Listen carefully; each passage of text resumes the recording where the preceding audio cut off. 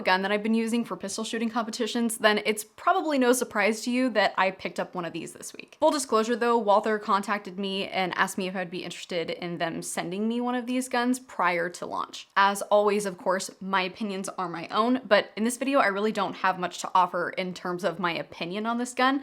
I've only had it for about 72 hours and have only put a few magazines through it. So in this video, I'll go over the feature set in this gun, why I was interested in trying it in the first place, and my initial thoughts on it. So first things first, I chose to go with the 4.5 inch option for reasons that I will discuss in just a second. This gun comes optics ready because it's not 2010 anymore. It comes with 3 flush fitting 18 round magazines and a performance duty trigger, which I'm not really sure what that means other than is really nice. I've been shooting the Walther Match Q5 in steel frame for a little over 6 months now and have been really happy with it, but one of my consistent complaints and caveat with that gun is that it feels bouncy in recoil. I specifically chose to go with this 4.5 inch PDP in steel frame over the 5 inch PDP because I'm hoping that this slightly shorter option with the addition of a longer grip will mitigate that bouncy feeling that I experience with my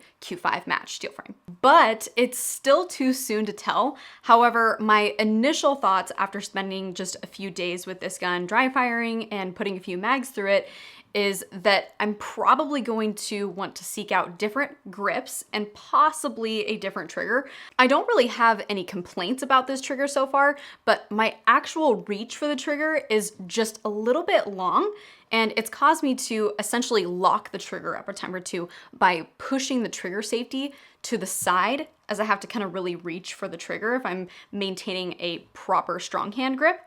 So you can see here, I am pressing with all of my strength right now, and obviously I'm not engaging the trigger safety here. So in order to engage it and use it, I need to essentially bring my grip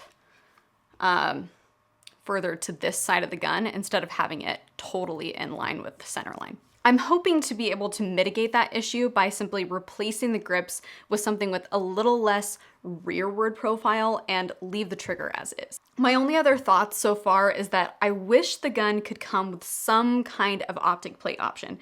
My gun came with a card that I could use to order one plate of my choosing at no cost to me, but it's an estimated 3-week wait time. So I'm either stuck with irons for nearly a month, or I go to another retailer and spend $70+ on a plate in order to get it to me sooner. I'm sure it's just a cost thing, and that's why the gun doesn't just come with it.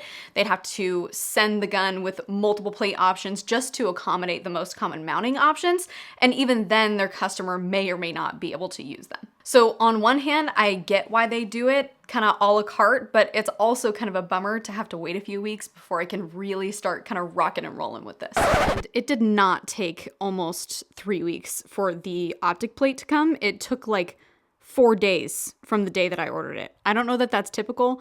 I didn't contact anyone at Walther. I just went through the normal pathways that you would go through in your QR code in your packaging, and it got here in 4 days. So I don't know if your experience will vary, but I probably have a little bit less complaining to do about the amount of time one might have to wait for a plate because it was here very, very quickly. If you're interested in hearing my thoughts on this 4.5 inch PDP in steel frame, then keep an eye out for a review in the future.